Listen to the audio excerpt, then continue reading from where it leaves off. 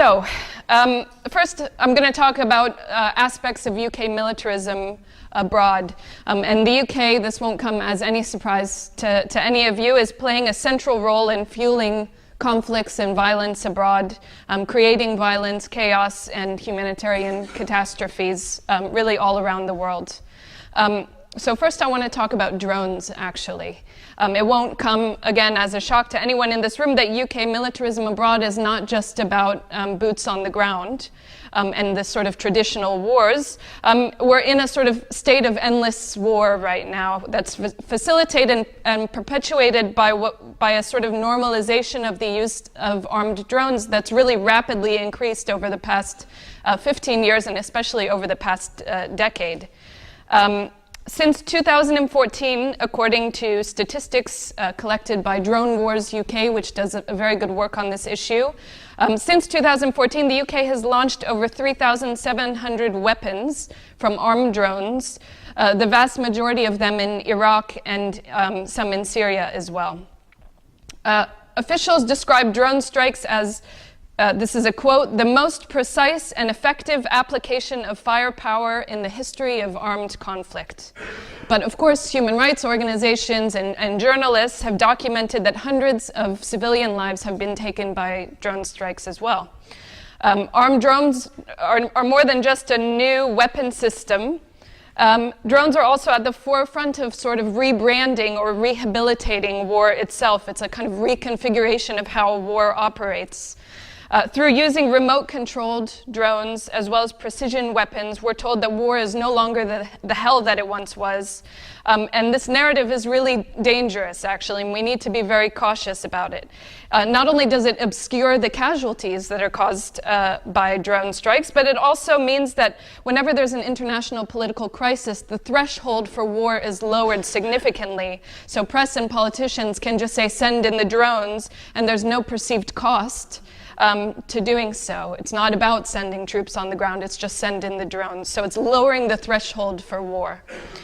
This concept of so-called risk-free war means that the use of drones and special forces for intervention is rapidly becoming the first and not the last option for our politicians to be taking. Besides the direct consequences, this enables political leaders to sidestep having to address the underlying roots of conflict, actually. And for them to have to look at the sort of sustainable, longer-term ways of thinking about conflict. And it's also a way to keep the violence of UK military exploits away from the eyes of citizens and politicians a little bit. So this statistic that I mentioned of thousands of drone strikes that have been happening over the past, since 2014, for the most part are away from our eyes. We don't see them in the newspaper on a daily basis. In fact, you can't even easily get information about them. Drone Wars UK gets this information through Freedom of Information requests from the government. So there's a real kind of hiding away of what UK violence abroad has looked like. Aside from the UK's own operations with drones, the UK, of course, is selling billions of pounds worth of weapons each year to some of the most repressive regimes around the world, propping up tyranny and fueling conflict and some of the worst humanitarian crises of our times. The main example, which I'm sure many of you are familiar with, is Saudi Arabia, of course. Saudi Arabia is the UK's biggest arms customer and one of the world's most authoritarian regimes. Its repression at home and aggression abroad is propped up and supported by UK arms sales. So it's directly linked with the UK's facilitation and enabling of it to be that sort of tyrannical regime. Not only does Saudi Arabia brutally repress its own population, it's used UK weapons to crush civilian protests in Bahrain. And now, of course, UK-made warplanes are playing a central role in Saudi Arabia's attacks in Yemen. The UK has licensed over £4.6 billion worth of arms to Saudi Arabia since the bombing of Yemen started in March of 2015. The UK's support for Saudi airstrikes in Yemen and providing arms despite overwhelming evidence of repeated breaches of international humanitarian law. this is a clear violation of the UK's own policies on arms exports. So on paper, the UK actually has rigorous export controls, but the case of Saudi Arabia shows that those export controls are just words on paper. And it makes a mockery of the government's claims to be rigorously controlling arms exports. Of course, it's not only Saudi Arabia that's on the receiving end of UK weapons. I've been doing a lot of work highlighting the UK government's approved arms sales to Israel over the past few weeks, which have amounted to over £230 million worth just in the past year. And this includes licenses for things like parts for sniper rifles, for assault rifles, for tear gas grenade launchers, all of the things that are being used against unarmed Palestinian protesters in the Gaza Strip right now. Now, in both of these cases, and in many, many others, the UK government approves the licenses for export, and it's arms companies like BAE Systems that are literally making a killing off of the deals facilitated and brokered by the government. So it's the government and private companies working hand in hand on these issues. Arms sales are publicly known about, but less known is that the UK government and private companies conduct trainings for police and military abroad, again, to some of the most repressive regimes, including Saudi Arabia and security services forces in Bahrain and the United Arab Emirates. These countries are receiving special trainings that are facilitated by the UK as a part of its mission to, quote, ensure that our security and justice work reflects our commitment to strengthen and uphold the record of the UK as a defender and promoter of human rights and democracy. So these trainings are conducted by the UK military, but also by the college, by employees of the College of Policing in England and Wales. And these trainings are covering things like internal repression, techniques for managing public order, for example. So using techniques like kettling, which we see police doing here in this country as well, and other containment tactics as well. There's also training for snipers that are being administered to countries where snipers are known to be shooting at unarmed civilians. It's not just the UK military that's running these trainings, it's also arms companies and private military and security companies. So some of the private military and security companies that you've heard about, G4S, for example, or Olive Group, are operating in those areas where the UK is providing weapons, exporting weapons, and it's UK companies that are selling the weapons there. So we can see this kind of revolving door between the UK government, especially the Ministry of Defense, private military and security companies, and then the private arms companies as well.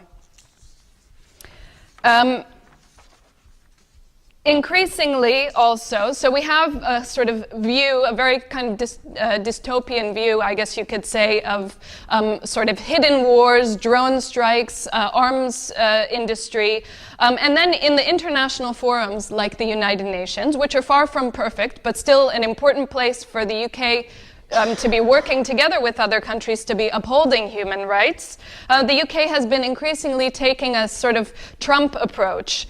For example, last year putting the UN Human Rights Council, and this is a quote, on notice for what it called an anti-Israel bias, and abstaining just a few weeks ago on a recent vote for an independent inquiry into the violence in Gaza.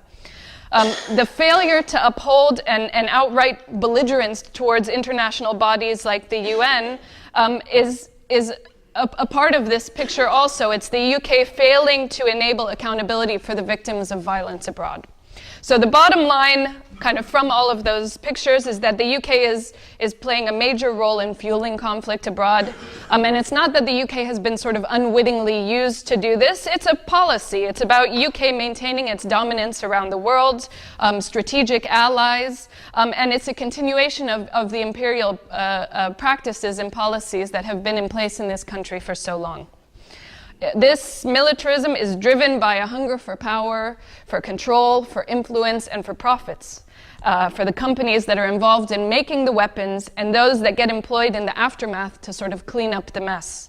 All of these operations are surrounded in rhetoric about security and stabilization, and it's coupled with language about efficiency and surgical strikes or precision strikes.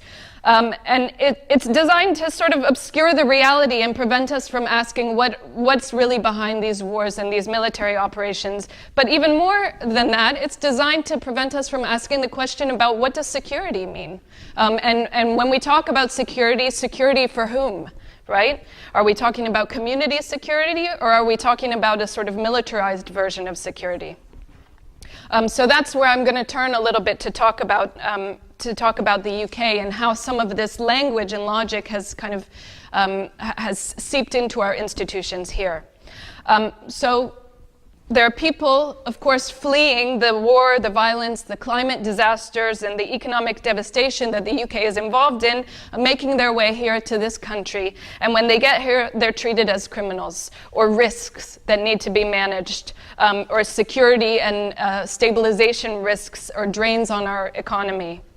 So right now, every year, there's approximately 30,000 people each year detained in immigration detention centers here in this country. The UK is the only country in Europe, actually, with no specified legal time limit for immigration detention. And many of these detainees are held for months or years with no release. This is straight up arbitrary detention. What's the crime that these people have committed? Absolutely nothing. It might be overstaying a visa, or it might not even be that. It might just be that they're in process, or the UK is looking at their application, and then they're sitting in immigration detention centers like Yarlswood. Now, which companies are involved in the immigration detention centers? Serco, G4S, the same companies that are operating in these places abroad. So we see the relationship there. And these companies, including G4S, have continued to get government contracts. Medical workers also, I wanted to talk a little bit about the NHS. I won't go into it too far, but the NHS, which is such an important institution for us here in this country, has also become a sort of surveillance mechanism or a part of the hostile environment that we've been hearing about a lot recently, designed to keep migrants out or to keep them struggling to survive here in this country. This important institution of our social health is being used as a weapon of social exclusion with a policy to check immigration status before providing secondary care.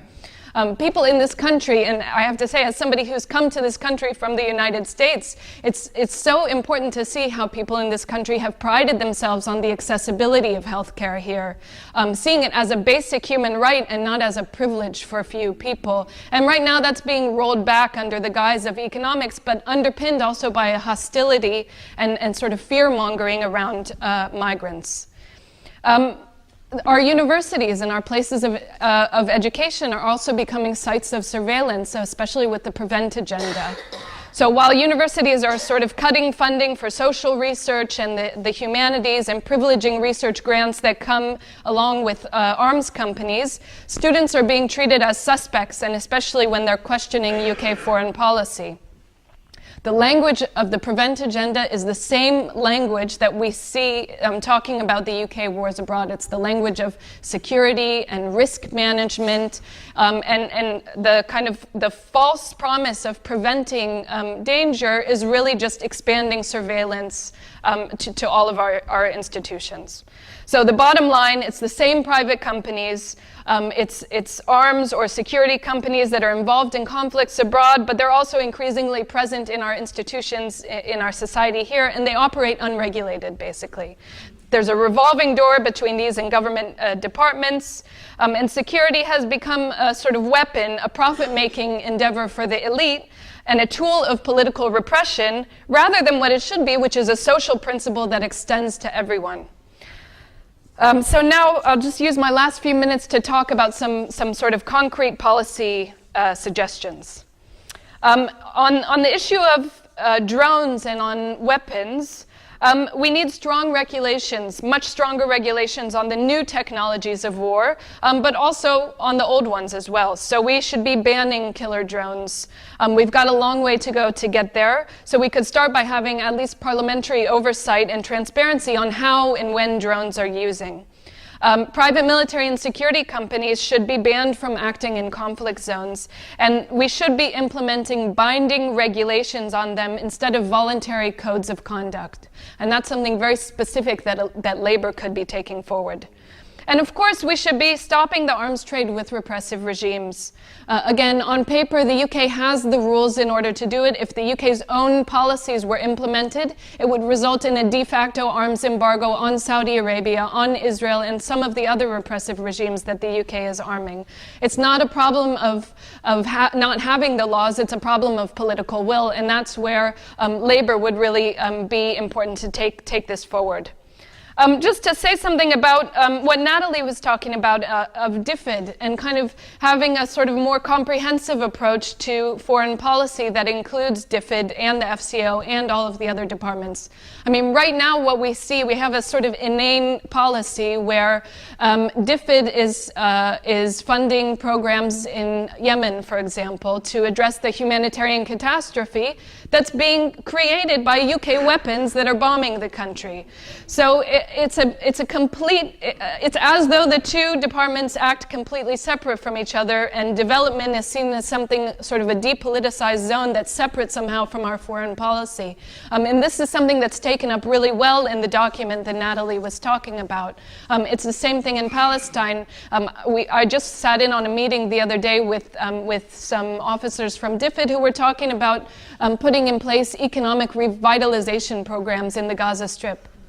It's UK weapons that are being used to enforce a military blockade on the Gaza Strip. So to talk about economic revitalization while arming the country that's imposing the siege and the blockade, it just makes no sense, actually. So we need a lot more coherence between those different departments, and again, looking at the root causes rather than just trying to address the issues.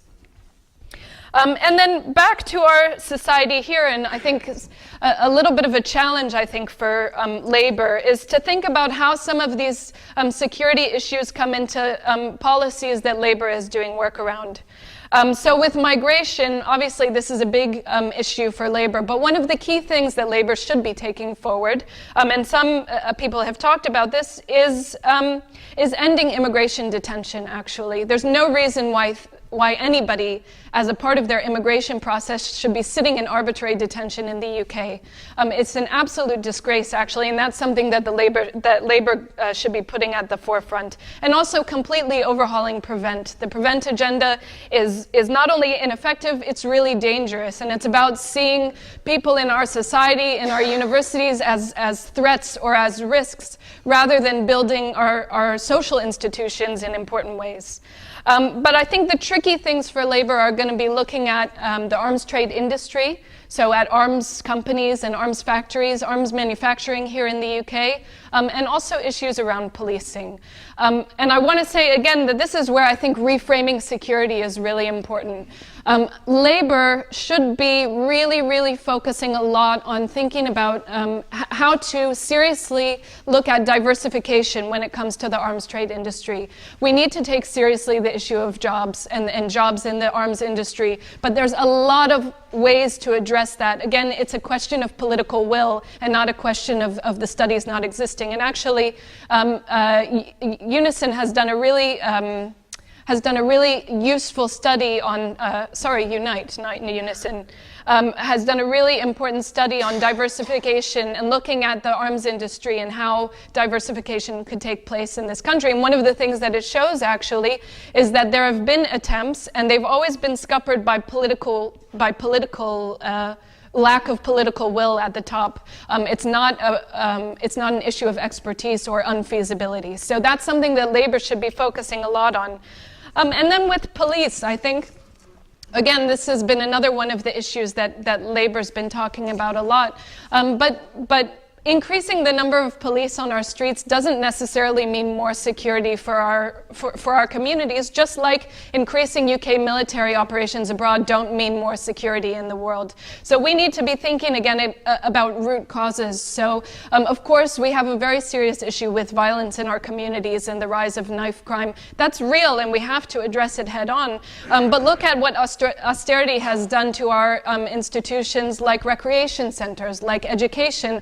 All of the things that we know are healthy for our communities and help prevent crime, actually, rather than focusing on putting more police on the streets. Again, that's going to be a debate, and I think it's really important for people at the grassroots level to be focusing in on having those rich conversations in our CLPs or in wards and in spaces like this. So I think I'll stop there. There was a lot of ground to cover, I know, and hopefully we can take some of it up in the discussion now.